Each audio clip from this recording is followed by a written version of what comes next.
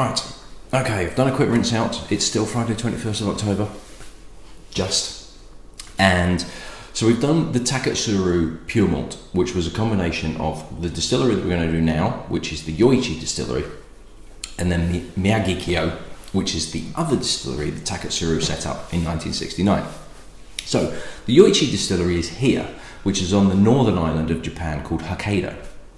And I've mentioned this briefly in the previous video, but if you're coming into this one and you haven't seen the Taketsuru, which was the one just done, Masetaka Taketsuru left the Yamazaki distillery and set up Yoichi in 1934 because it had always been his intention to open a distillery on this island, essentially because geography-wise and climate-wise, it was the closest that you could get to Scotland itself. And what he wanted to do was his first Japanese distillery, whiskey distillery, to be as close to Scotch as you could get, because that was where he'd worked there. You know, he'd worked in Scotch distilleries between 1918 and 1920, and that was what he felt Japanese could do: emulate and develop what was a Scotch style of whiskey.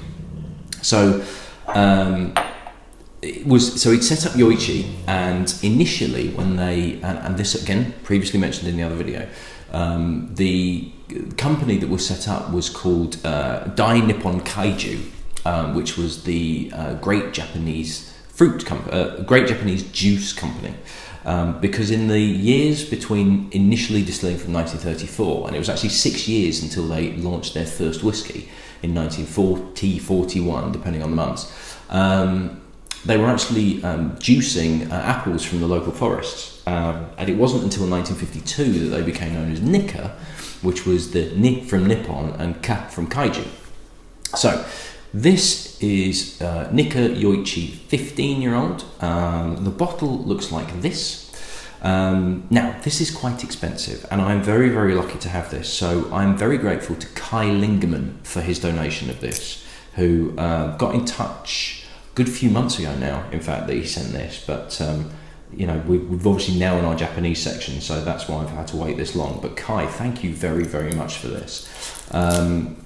At the moment, Master of Malt have a bottle of this at 120 quid. Amazon have a bottle for it. No, sorry, it's sold out, but their price is 120 quid. Amazon are listing this. They have one bottle and it's 289 quid a bottle.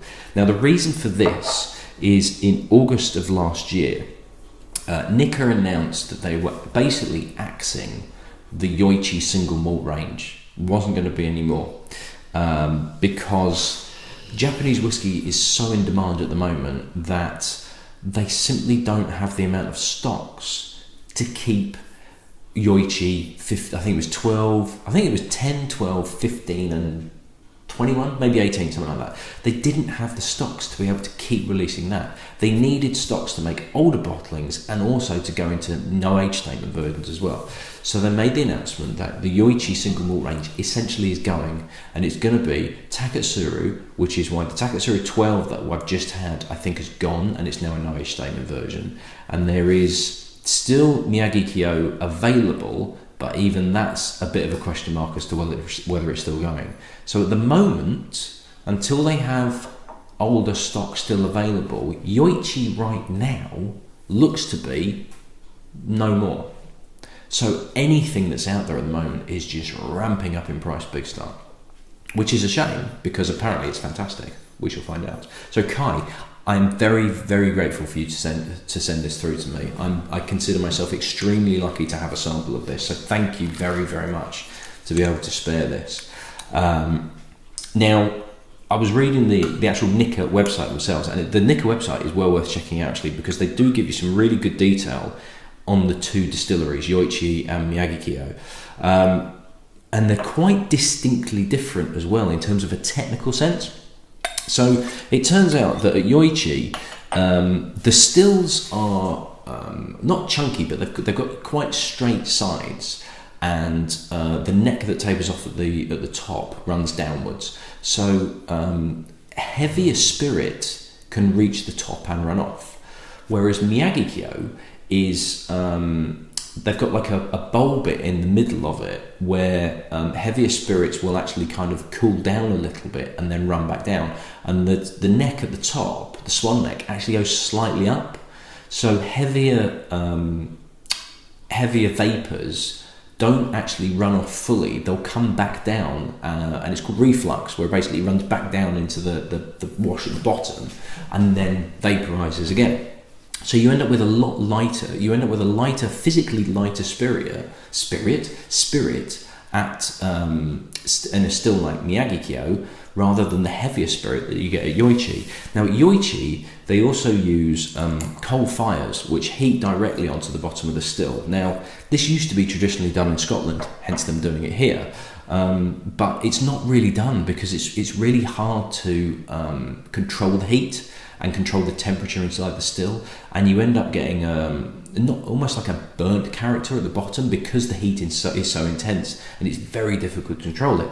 Miyagi-Kyo, it's all computer led and it's indirect steam, so it's a lot easier to control the temperature. They distill at a lower temperature, you get a much more gentler distillation process, whereas Yoichi is a bit more full on and a bit more traditional. So it's going to be really interesting to see what this is like compared to the Miyagi-Kyo. Now, I don't know whether I should be having this second, Miyagi-Kyo first, but I'm going with this one first simply because this was the first distillery, Miyagi-Kyo was the second. So, really good colour on that. A real kind of burnt umber colour.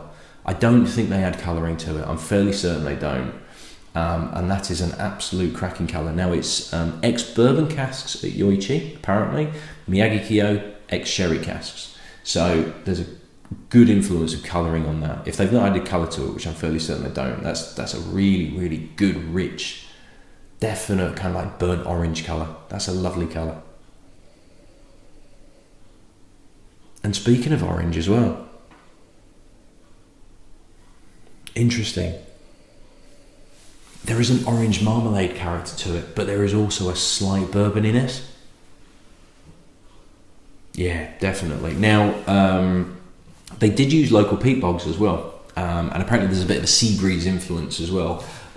Whether they're using local peat now or whether they're bringing it in from somewhere, but there is a slight gentle smokiness to it, as well as there is a bourbon character to it, actually. There is that kind of like dark fruits, Christmas cakey feel to it, as well as orange marmalade. And a really, that's another good nose. The Taketsuru, I think I prefer the Taketsuru nose simply because it was a little bit more delicate, but it felt like there was more complexity to it. This is richer. This is more. It's not too dissimilar to bourbon cask matured Scotch. It's good though. I'm liking it.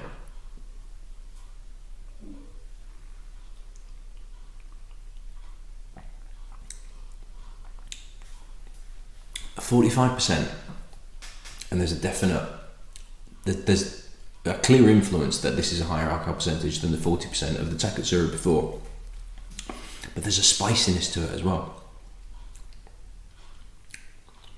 It's still delicate, but it's got a bit more body to it, and it's got a bit more character to it. There is a definite bourbon influence here. There is a dark fruit character to it, but there's a lovely spiciness at the start, and then at the finish this smokiness kicks through again. I think that's the smokiness that was influencing the Taketsuru. Again, it's a soft smokiness. It reminds me of the gentle bonfire character of the old style of Black Bottle or the Connemara. Obviously I've not got to Islay yet, so that's right at the end of the challenge, so I can't say it's like this one, because there is a couple of those Islay ones I've not had, like Kilhoman for example, but there is a really soft, and it's a bonfire. There's almost a little element of like Highland Park in there as well. It's a good whiskey, it really is. The finish tails off slightly though. Weirdly, the smokiness doesn't really follow through as much as I'm kind of hoping it would.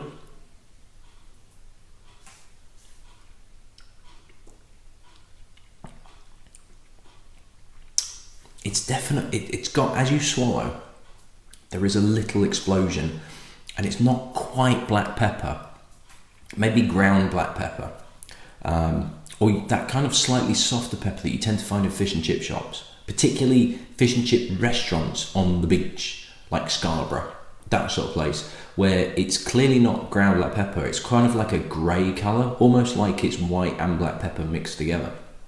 It's that sort of spiciness to it, whereas it's a pepperiness, but it's very, very gentle. And again, the smokiness is very gentle as well. But there is orange marmalade, there's that slight bitterness of orange marmalade with like thin cut orange marmalade. So you've got that slight bite of peel in there as well. There is a bourbon influence, there is a Christmas cake feel to it. But it's not too rich, it's not too full. Mouth feels pretty good as well.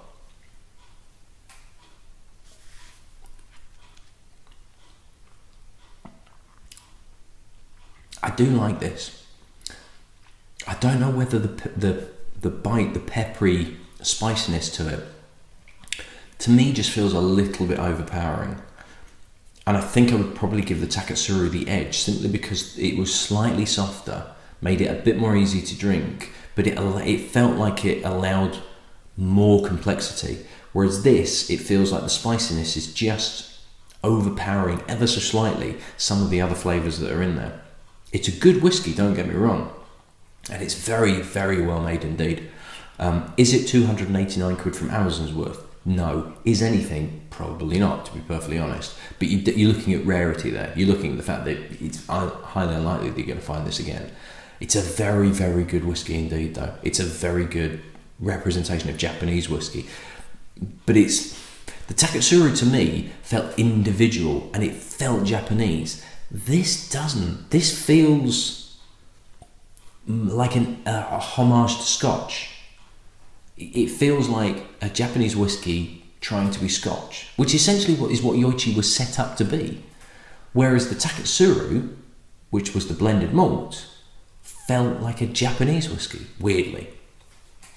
Anyway, we've got the Miyagi Kyo to go, so I'm going to do a quick rinse out. It's very, very good indeed. If you can get hold of some, if you are as bloody lucky as I am to get a sample off somebody, and I am very lucky to get this, let me tell you, it's well worth trying out because it is a very, very good whiskey indeed.